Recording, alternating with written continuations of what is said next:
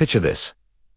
A major airline builds its entire strategy around flying over the world's largest country, only to suddenly lose access to that airspace overnight. What did you expect to happen? Bankruptcy, massive layoffs, financial collapse. Yet somehow, Finnair, Finland's national carrier, didn't just survive this catastrophic shift. They actually posted their highest profit in over a decade just 2 years later. This isn't just a story about one airline's resilience. It's a masterclass in strategic adaptation that reveals fascinating insights about the current state of global aviation. The strategic foundation, building for Asia. Understanding Finnair's triumph requires looking back about a decade to when they made a pivotal decision. The airline, celebrating its centennial in 2024 as the world's fifth oldest carrier, chose to dramatically shift toward long-haul travel. Finland's geographic position in northeastern Europe offered something extraordinary. The shortest routes between Europe and East Asia, making Helsinki a natural hub for transcontinental connections. This wasn't just wishful thinking. Finnair had been flying to Asian destinations since the 1970s and operated their first non-stop Helsinki-Tokyo flight in 1983. But the new strategy was far more ambitious, transforming Helsinki from a regional airport into a major international hub competing with giants like Frankfurt, Amsterdam, and Paris for Asian traffic. The airline invested heavily in this vision, becoming the launch customer for the Airbus A350 in 2007, and eventually acquiring 18 of these cutting-edge aircraft. These fuel-efficient, long-range jets became the backbone of their expansion, supplemented by 8 older Airbus A330s. Their fleet composition told the story clearly. 26 wide-body aircraft out of 80 total planes, with many narrow-bodied jets averaging over 20 years old, yet receiving no replacement orders. This deliberate choice revealed Finnair's priorities. Why order new short-haul aircraft when your future depends on connecting continents? The strategy seemed sound. The execution was underway, and then everything changed in February 2022. The crisis. When geography becomes your enemy, the moment European airspace closed to Russian carriers, and Russia retaliated with reciprocal bans. Finnair faced an existential threat. Routes that previously flew directly over Siberia now had to detour dramatically northward, arcing over the North Pole, crossing Alaska, and finally reaching the Pacific, before turning toward Japan. What was once Finnair's greatest asset, proximity to Russia, instantly became their biggest liability. The implications went far beyond just longer flight times. Routes that previously required only 2 pilots now needed augmented crews of 3 or 4. Fuel consumption skyrocketed. Aircraft had to fly dramatically longer hours, reducing the number of flights each plane could complete daily. The carefully calculated economics that made Helsinki-Asia routes profitable suddenly looked unsustainable. Industry observers prepared for the worst. Fortune magazine reported that Finnair had been operating 40 weekly flights to Japan alone before the sanctions. Surely these would be slashed dramatically or eliminated entirely. The airline's beautiful new Airbus A350s seemed destined to sit idle or operate at massive losses. Yet by February 2024,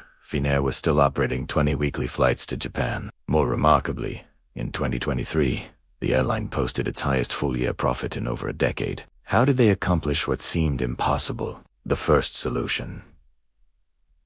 Choosing battles wisely. Finnair's survival hinged on strategic selectivity rather than stubborn persistence. Instead of trying to maintain all their Asian routes at any cost, they carefully analyzed which destinations could remain profitable despite longer flight paths. The Airbus A350's exceptional range and fuel efficiency became crucial. These aircraft could handle the extended routes where they're older. A330s and retired A340s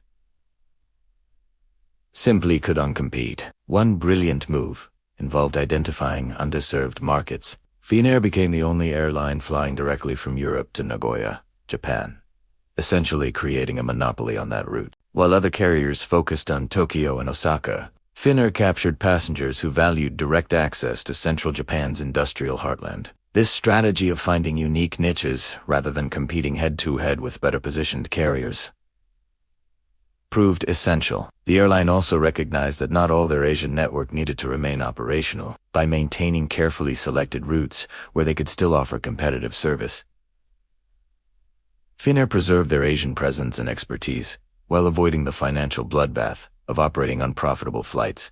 They accepted reduced frequency to Japan but refused to abandon the market entirely. This selective approach demonstrated sophisticated strategic thinking. Finnair wasn't just reacting to circumstances.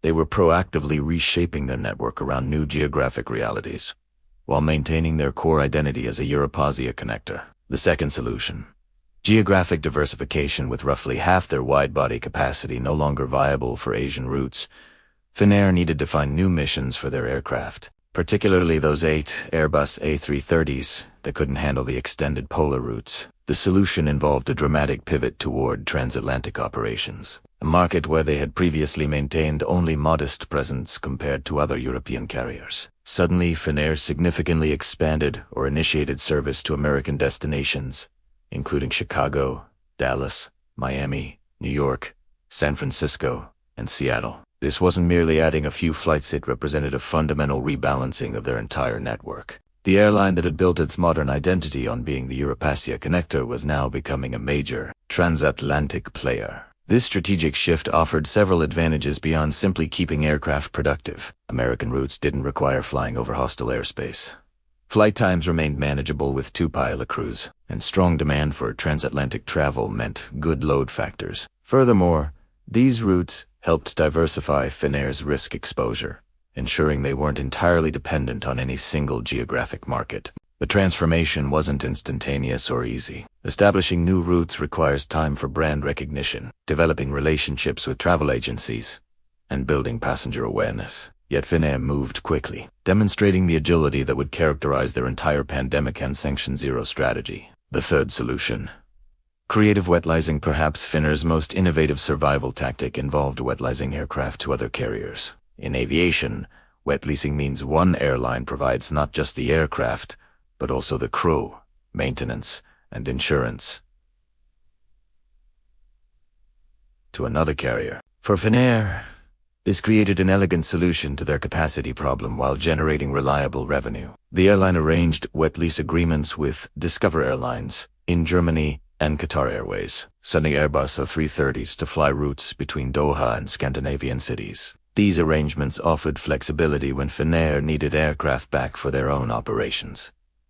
Crews could easily rotate since flights terminated in Northern Europe anyway. But the most ingenious wet lease involved Qantas in Australia. Here, Finnair leveraged Airbus's mixed-fleet flying capability, which allows pilots to quickly transition between aircraft types due to similar cockpit designs. Finnair pilots would fly A350s from Helsinki to Bangkok, rest, then operate A330s for Qantas between Sydney and Bangkok or Singapore, before eventually returning to Helsinki on another A350. This created 9-day trip rotations that pilots reportedly loved, offering variety, interesting destinations, and efficient use of their multi-aircraft qualifications. 4. Finnair. It kept crews current on both aircraft types, while generating revenue from otherwise underutilized A330 South. The arrangement showcased how creative operational thinking could transform a crisis into an opportunity for innovation. The competitive landscape. Winners and losers.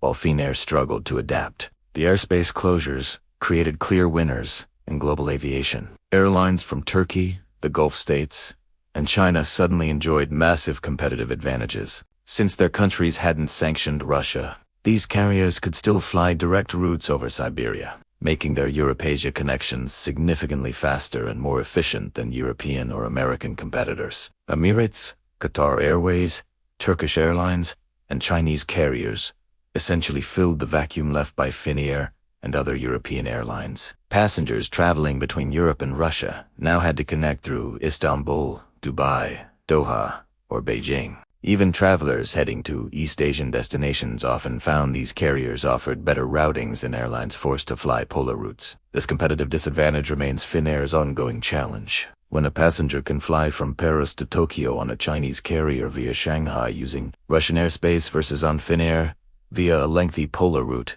the Chinese option often proves faster and cheaper. Finnair must compensate through superior service, convenient connections, or by targeting passengers who specifically want to avoid Russian airspace. The situation revealed how geopolitics can instantly reshape aviation economics. Airlines with previously modest market positions gained enormous advantages through no effort of their own, while efficient, well-managed carriers, like Finnair, faced sudden handicaps. Yet Finnair's relative success, despite these headwinds, makes their story even more impressive. Lessons in resilience and uncertainty. Finnair's survival and profitability through this crisis demonstrate several powerful principles. First, strategic flexibility matters more than perfect planning. Their willingness to rapidly pivot operations, embrace and completely rebalance their network saved the airline. Second, investing in modern, efficient aircraft, like the A350, provided crucial options when circumstances changed. Third,